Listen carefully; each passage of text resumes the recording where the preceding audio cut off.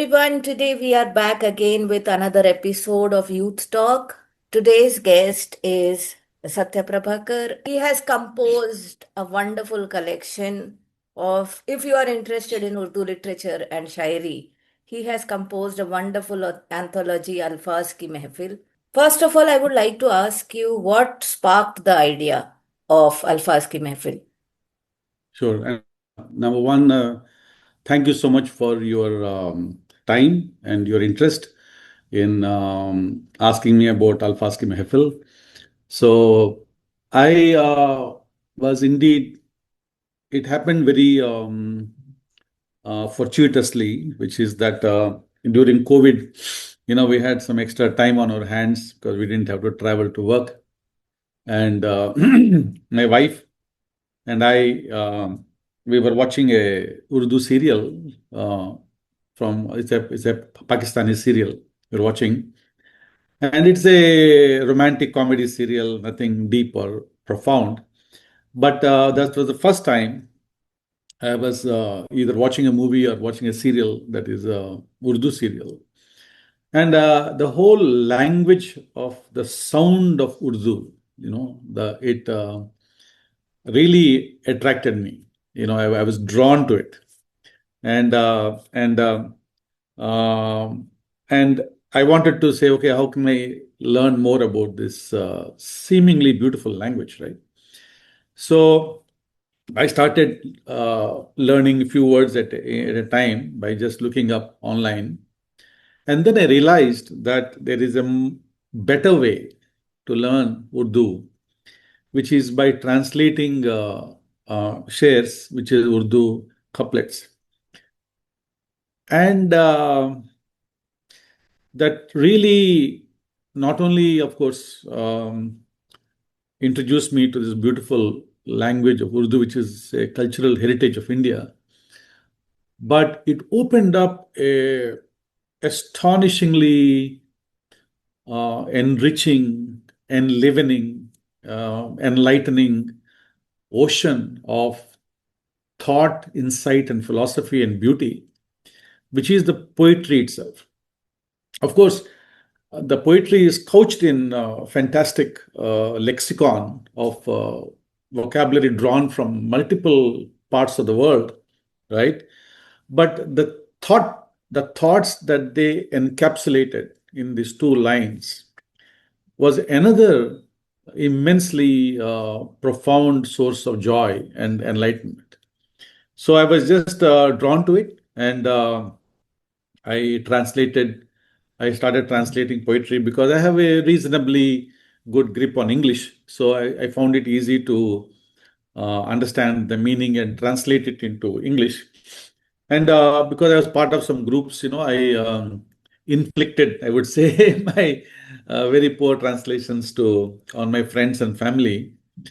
So the only thing in this entire journey, if you were to ask me, that I feel proud of myself was I translated and shared one couplet every day for the last 3.5 years without missing a day. That's And means effort. I don't mean to sound immodest. I'm not. It is more a praise of profound thought and the beauty of the language of Urdu than to my discipline. Of course, I was also quite disciplined, but I'm talking more about the richness of the language and the poetry that kept me going, right? तलाश तलब में वो लज्जत मिली है दुआ कर रहा हूं कि मंजिल ना आए right. Wow, wow. And you are absolutely right. Urdu, the richness of Urdu and Right. the sweetness, Yeah, it yeah, has a different kind of impact. yeah, yeah. बोलते हैं ना नजाकत. Nazakat, yeah, उर्दू की नजाकत आप if you don't listen to the language or if you are not exposed to the language you will not understand what is the yeah, nazakat of yeah. Urdu. And वो है बेमिसाल. Yes. So coming to my next question, what Yeah. was in your mind? Like, who did you think was a primary reader when you started curating these pieces? Well, the primary reader was me, in the sense I was in the quest to understand Urdu as a language so that I can enjoy it. So I was translating it because I was a complete novice. My efforts were to also make it accessible to other novices like me. Because there are, of course, hundreds of ustads, people who are learned scholars. They don't need my help, right? I'm not even comparable to them, right? So I don't at all identify myself as a ustad of any kind, right? I am more, I would say, a senpai. In Japanese culture, in a school, there is a Yes, teacher who is called the sensei, yes, who is the scholar master. Then there is a little experienced student, right? correct. Who just knows a little bit more than the others, and he is given the next rank in the station or in that school. Which he is called a senpai. Yes. Right? I see myself as a senpai of other unschooled fools like me. Right?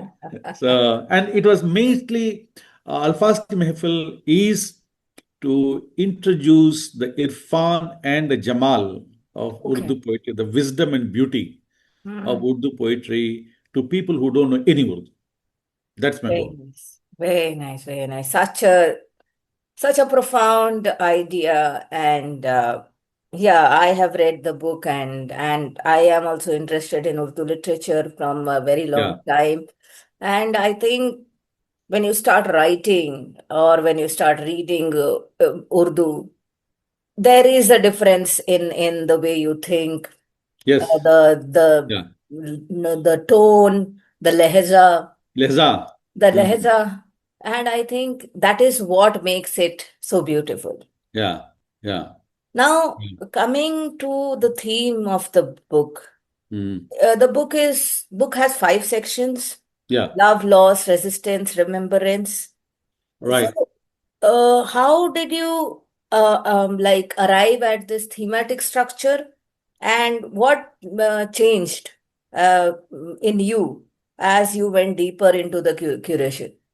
Yeah.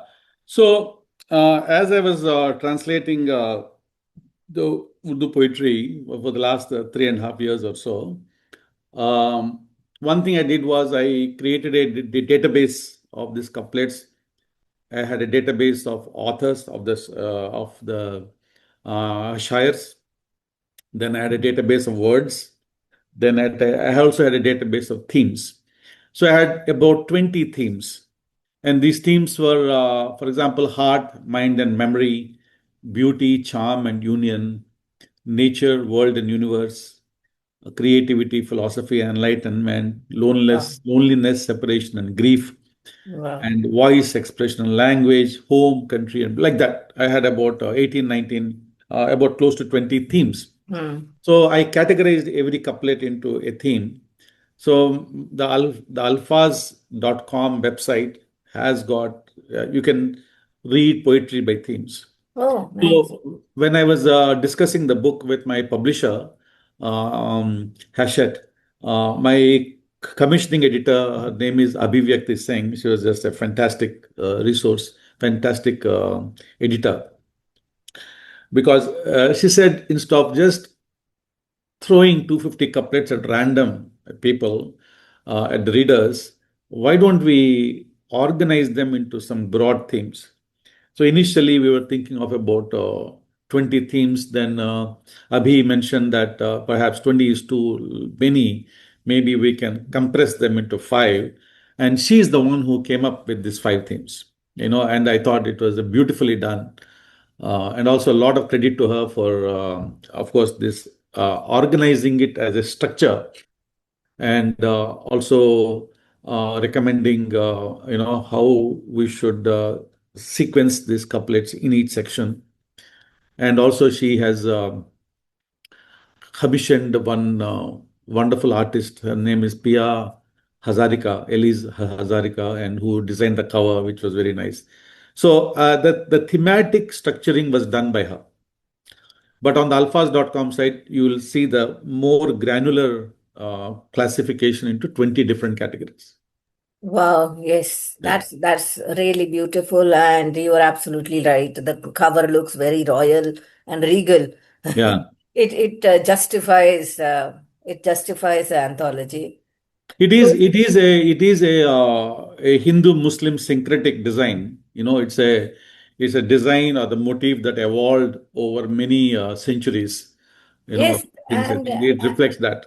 correct, As because Urdu poetry is, it's yes, a syncretic product of Sanskrit and Persian, right?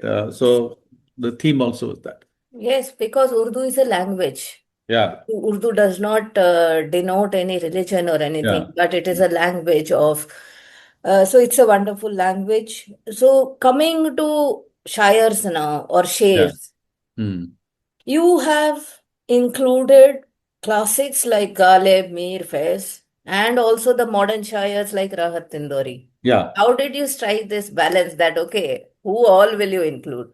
Yeah, actually, this book is somewhat incomplete because of copyright issues. We had to get Oh, formal permission okay. from modern poets, and sometimes it is not that these poets are unwilling to give the copyright permission.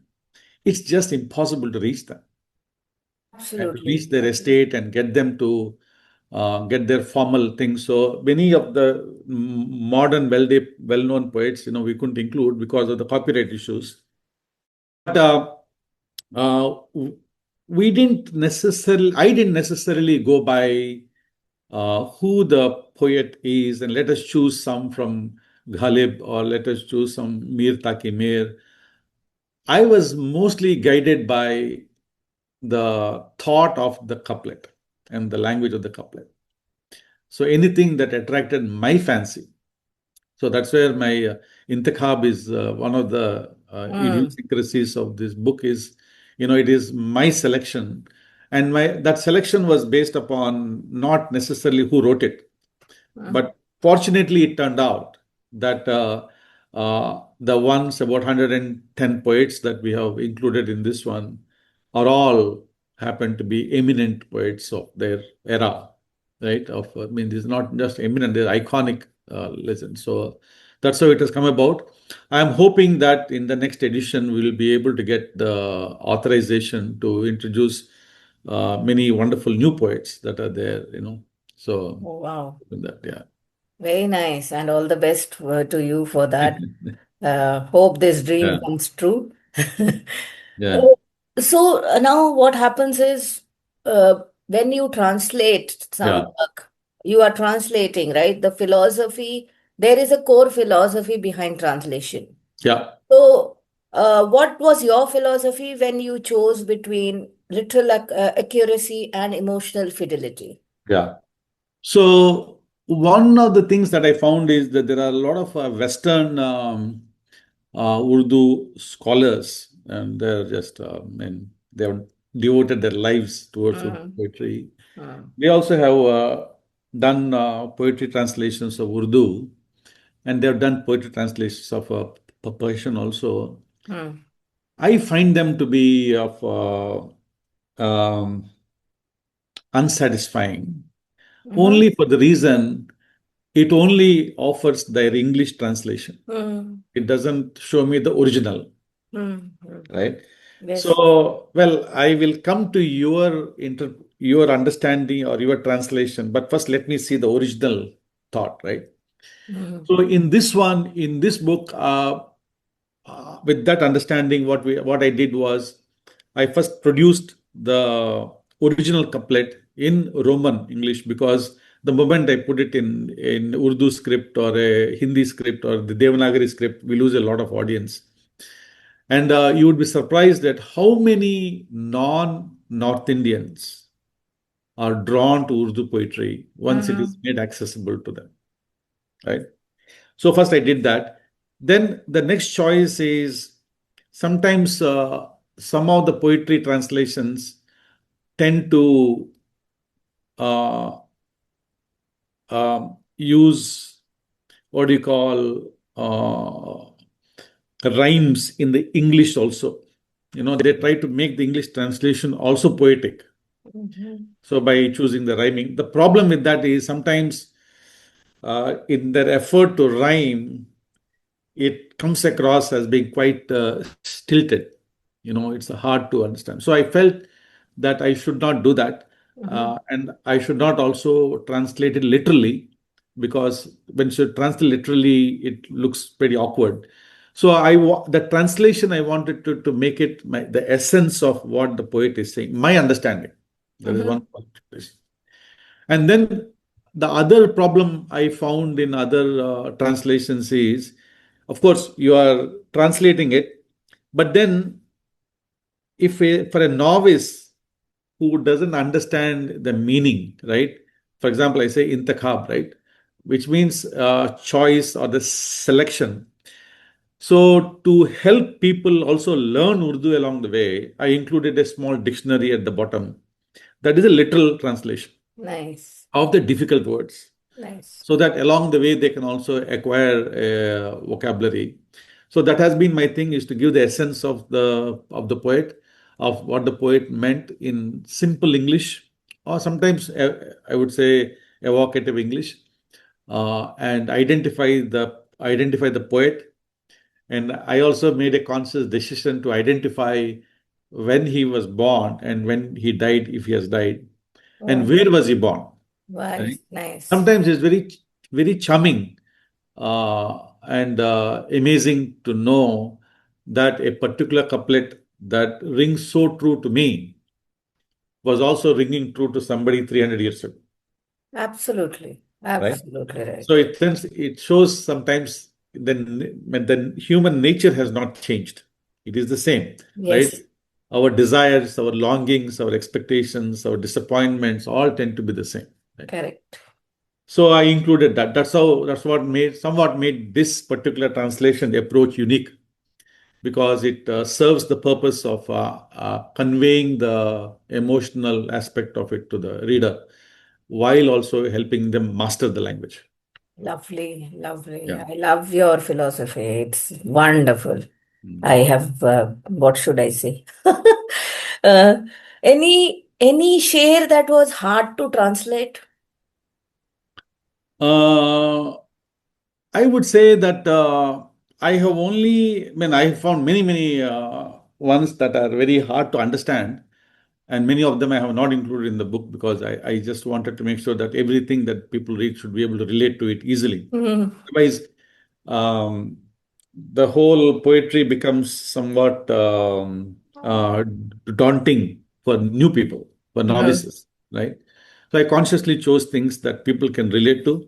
But even in those things, oftentimes I find many couplets, uh, for example, a lot of couplets by Mirza Ghalib are quite abstract, right?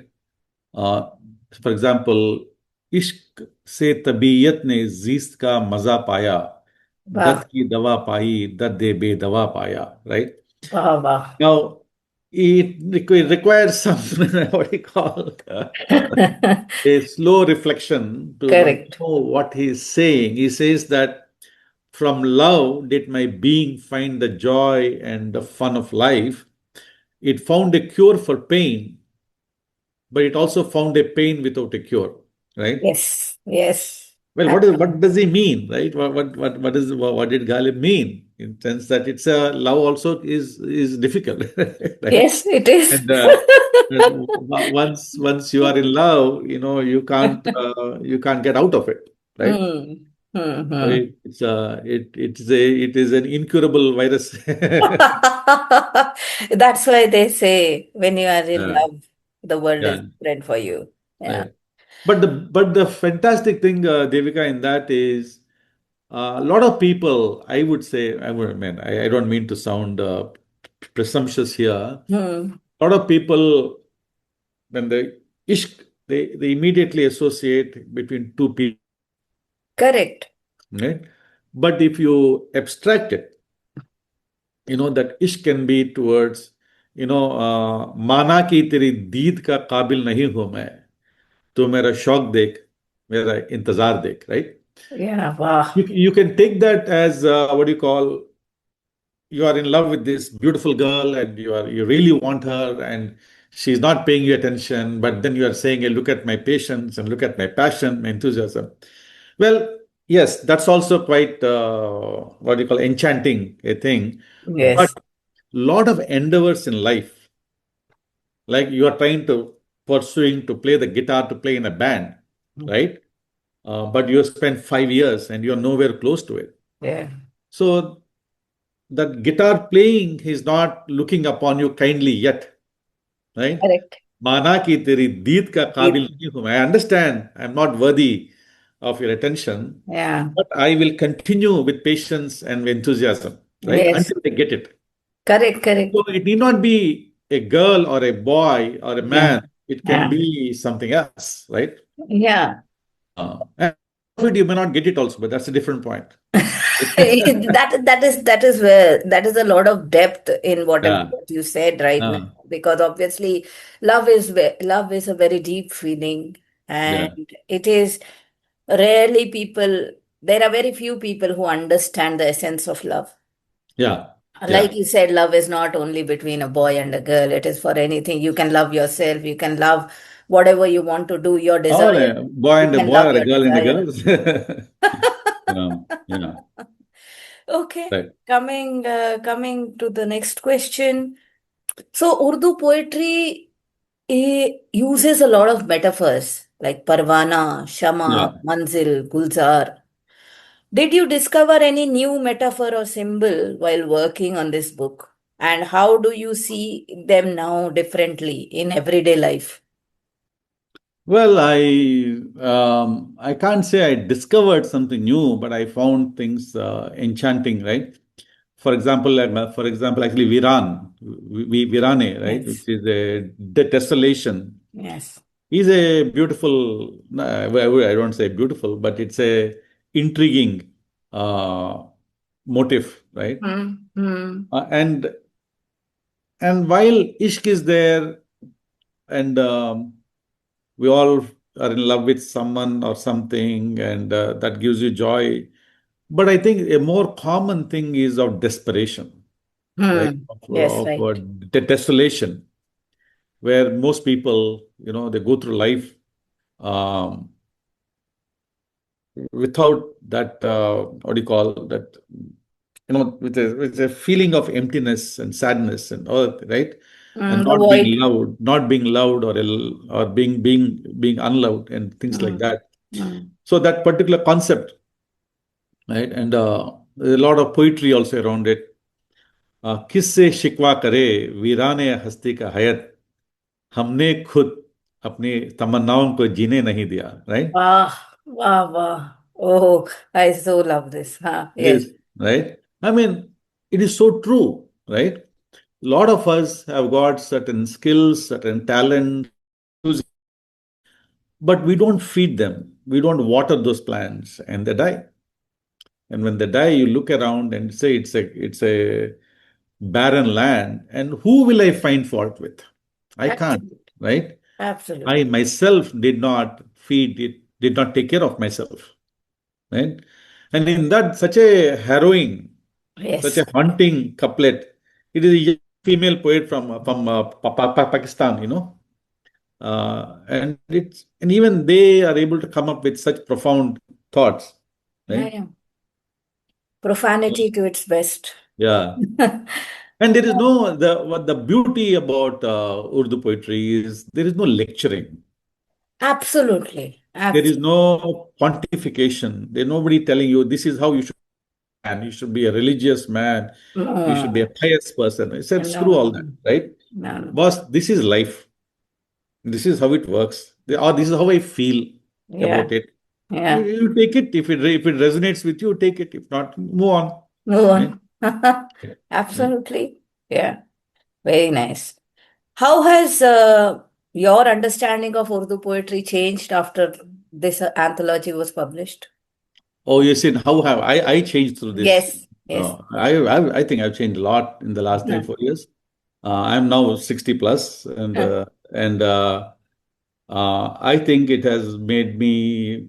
Uh, Sometimes if I say it, I may come across as being immodest. I feel that I become more fearless. I'm become more joyful. I'm become more giving, I think, right? And caring uh, and living life without anxiety about the future or regrets about the past, right? So why it has happened, I can't pinpoint to one thing. It is Mm, just a collection of philosophical thought and insight, mm, that resonates, and the beautiful thing is that there are no axioms to this mhm. whole thing. There's no God, you have to believe in a God kind of a thing. It's just thousands and thousands of people capturing slices of life in two lines each, right? Using beautiful language. It's just, you just enjoy. Oh, wow. It's so Right? beautiful to listen to you, how you Yeah. describe the whole thing of Shairi. It is. It is profound. It is It truly is. profound. Yeah. I don't know how to. I think people. Um, I say out of fun, right? I say to people that they should make two constitutional amendments to Indian Constitution. One is from the age of 7, oh, sorry, from the seventh grade onwards, Okay. right? I think by the time people are about 12, 13, Yeah. every school must require them to do 12 Surya Namaskars a day Oh, okay. and read two Urdu couplets a day. Oh, wow. That's a college dictum that you propose. That will profoundly change people physically and intellectually. Wow. Very good. Right? Very, very nice. I Um, hope this wish comes. because it is, there are couplets which are just so deep, and Mm. it's you cannot not think about it and say how true this is, right? Yes. Nishan e mard e momin batu goyam chun marg ayat tabassum bar lab ost. Sorry for if my pronunciation is bad. I know it's bad, but you get the essence of it. This is written by Iqbal. He says, "What is the sign of a person of learning and faith?" Right? What is the sign? How do you know this is a man of learning and a man of faith? Right? It is when death comes, he has a smile on his lips. Oh, wow, wow. I am speechless now. Right? I don't know.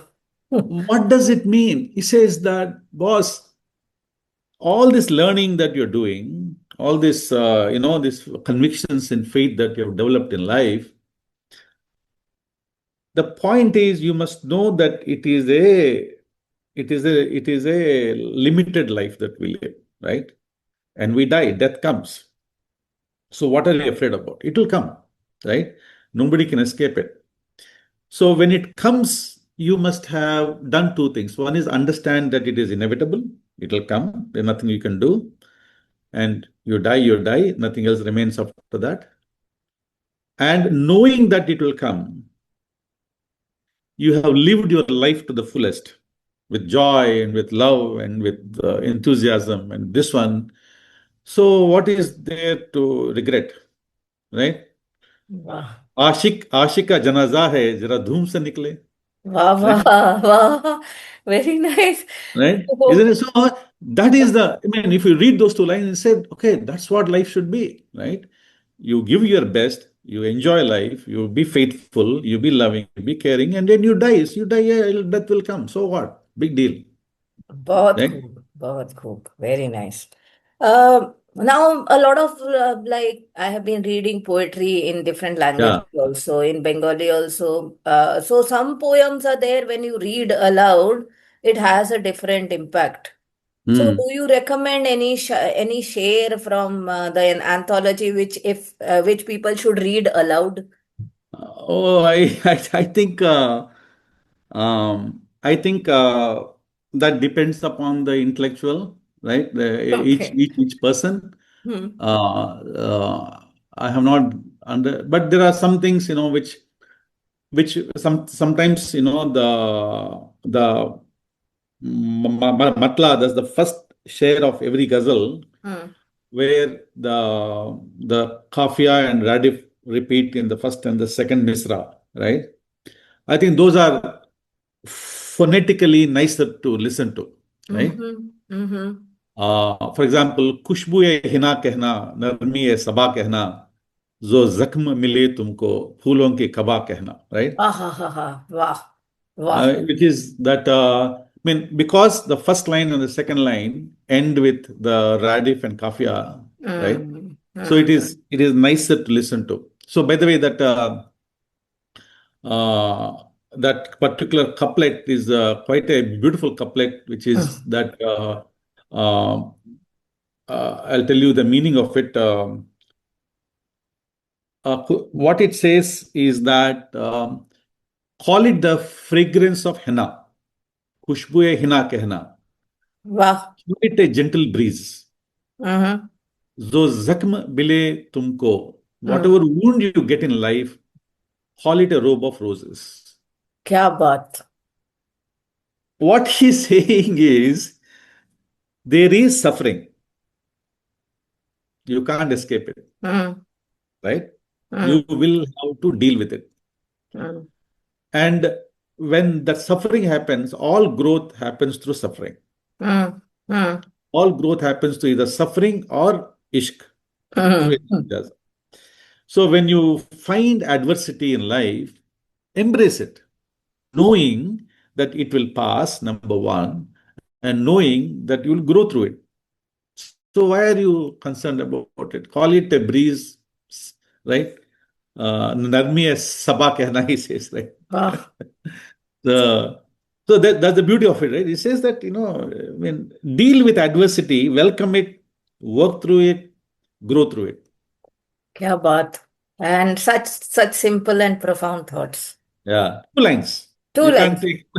Two lines. That's the beauty of it, right? Because if it Beautiful. is a long poem, I can't recite it to you. You'll walk away halfway through it. Yeah, just in two lines, there's so much Yeah. humanity communicated. My God.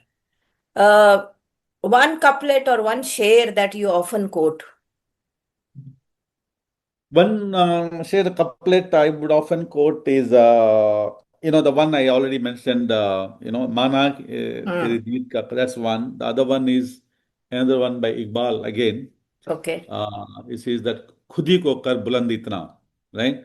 कि हर तकदीर के पहले खुदा बंदे से ये पूछे, बोल तेरी रजा क्या है, right? क्या बात. Wow. Which is that he says that you have to make yourself so strong that at every turn of fate, God will ask of his child, tell me what is it that you want.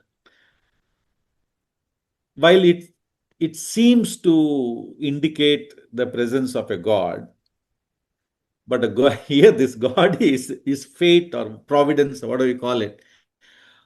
They won't give you whatever you want. The prerequisite to you is that you got to make yourself so strong that things will happen for you, right? So the onus is not on God, the onus is on you, right? So there's no point in praying to God because it's useless, right? As you say, it's in what do you call this? In medical terminology, they have a double-blind clinical trials, right? You segment people into two cohorts. One cohort which are randomly chosen cohorts.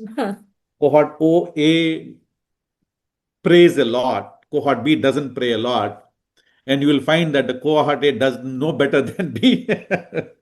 so, so prayer will flunk the double-blind clinical trial test. So there's no God up there listening to you or waiting to give you anything. Mm. Right? You have to make yourself strong. Is I think that what Satya the poet is saying, and those are very inspiring things. To Yes, absolutely. yeah. So, I would like to know that what did this book teach you about your own tastes or biases in poetry? Uh, I like I like short poetry, which is what that satisfies. I think these long poems are quite in this day and age quite tedious, and also I don't think a poet can compress the quality in such a long poet. Two lines, I think it's easier to construct it. Second one is I like poetry that doesn't preach. I like poetry that is encapsulating the experience of life, and of course something that is very nice to listen to, right? So I think these are the things that I like in poetry.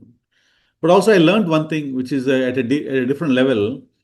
While even though started at level zero, I would say, with no understanding of Urdu poetry 3.5 years ago, to have written a book and to be interviewed by you, for example, or it happened not because I'm somehow a exceptional person or a smart guy in any way, but I worked on it 15 minutes a day, average, every day for 3.5 years. That's discipline and Ah, commitment. I think, but that discipline is within the reach of everybody.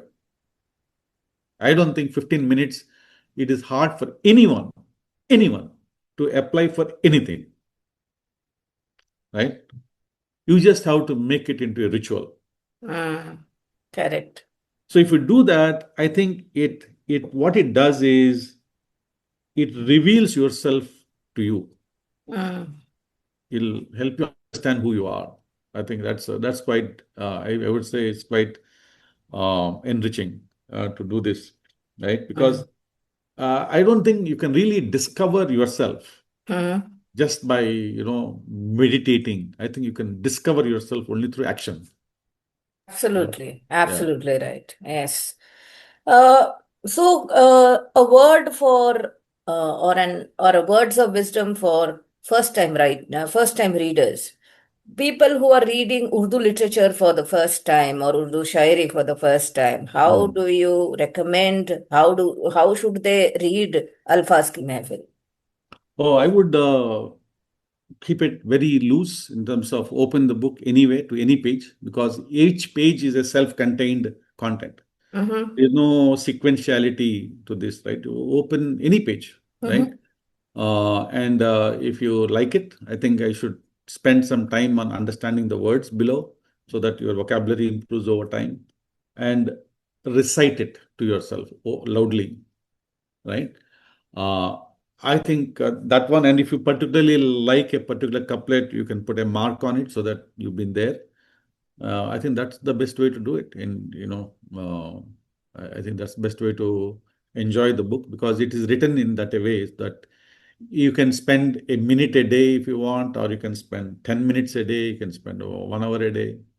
I have one very eminent cardiologist in Mm-hmm. where I live. He heads the entire cardiology department for a Mm-hmm. very big hospital. Mm-hmm. And he's from Kerala, who knows no Hindi, right? Okay. I gave him a book, this book, and he spent all night reading it. And he Wow. finished reading it. And Uh-huh. next morning, he sent me marked 18 couplets that he loved. Wow. Amazing. Amazing. This is. I'm saying you are a heart surgeon, right? You don't know Hindi, and you are a very busy guy, right? Hmm. Very eminent position. I think Times of India recognized him as the leading cardiologist in South Mm-hmm. India or something like that, yeah, right? Mm-hmm. Mm-hmm. And he was so drawn by it, and he identified and sent it to me. So Nice. That must be an awesome feeling for you, yeah, it as is, an it is, author. yeah, yeah, yeah. So, are you planning a second edition of this anthology, or what are Well, your future yeah, writing I'm projects? discussing with my editor, which is we are thinking about, for example, Alfaaz Ki Mehfil will remain the broad brand.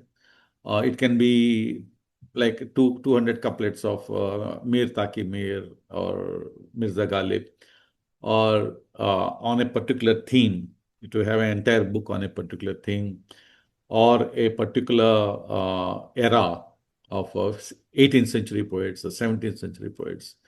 But more importantly, I was thinking, we were thinking of releasing a deck of cards, right? Oh, For example, you want to give a gift to someone. Usually you struggle to right. find something to say. So it will have gift cards for every occasion, which is a translation of a couplet. So you can just put your signature and give it. So not just as a book, but also in other means of transmission. of Urdu poetry. Yeah. That's such a lovely idea. Actually, Yeah. if you tell me, I also will take few shares from the book and present it as a gift to people. Yeah, yeah. Or, for example, you can have a small LCD Hmm. thing that you can stick on a fridge. Correct. So every day it will show you a new couplet. Oh, Yeah. see, So every morning you innovation. can read it. Yeah. A lot of ideas. Innovation. Yeah, yeah. Wonderful. And to conclude the interview, I would like Yeah. you to say a few lines about Bazme Sukhan. Yes. So my first introduction to Urdu poetry was done by Dr. Amirullah Khan, who introduced me to Urdu poetry. So for that I'm very thankful to him. And he also included me in the online forum Bazme Sukhan, which is filled with Urdu ashiks and ustads, right? And there's so much to learn from them in terms of they're so learned about it. And Amirullah Khan and Osama Manzil are the ones who encouraged me to publish my first collection of books. For that, I'm forever indebted to them. Truly, they've done really a fantastic service to me to do that. And it's so nice through the day to read couplets selected by people, their interpretation. It's just a fantastic thing. So we owe a lot to them, to Ab- Bazmi Sukanya. Absolutely. When we met through Bazme Yeah, Sukhan, and I'm really very, very happy that I have right. met you and we have We met. have, yeah, we have also, other ustads like actually Zahir and Mamu Shahid Sayed Oh, and yes. Dr. Umairullah Khan, Yes. Bag. And you have also other people who are also learning along the way, like Shobana and Jasween. We call ourselves the backbenchers. No way, no way. You all are Uh, not backbenchers at all. And Amirullah Khan's mother, Ayesha Anis, Hmm. she is a man, she is a ustad, and Farhan Ashar, he is a learned man. His mother is a Padma Shri award winner who wrote Yes. Urdu literature. So it's Yes. all phenomenal people by any stretch of imagination. And what is Absolutely. even great about them is they actually tolerate and suffer fools like me. So that is so nice of them. It speaks so well of them, right? No, no, it's absolutely wonderful knowing you and meeting you and all the best for Alfaaz Ki Mehfil. Thank you, thank It's a you. wonderful anthology, and it was lovely talking to you. Yeah, thank And you. I Thank you I so much, wish Devika. Alfaaz Ki Mehfil a lot Thank you of so much. grand success. Thank you. Thank you for your time, for your attention, and for your kind words. Yeah. Thank you.